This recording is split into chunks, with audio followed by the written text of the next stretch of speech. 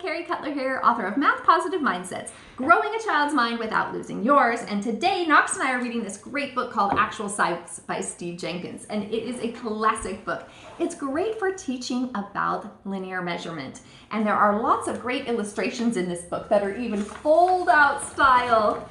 Kids love this kind of stuff. Look how long the snout is on that crocodile. So one idea that you can do for a math activity with this book is to use string to show the lengths of some of the animals that are in the story. So Knox and I were reading the story earlier, and we decided we liked to find out about the length across of the tarantula. That's 12 inches. That is a big spider.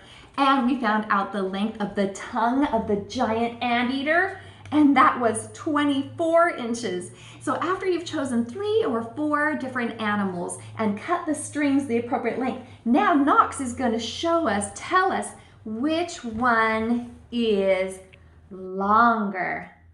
Of course, this one. Of course, this one. And it's fun to put them in order from longest to shortest or shortest to longest.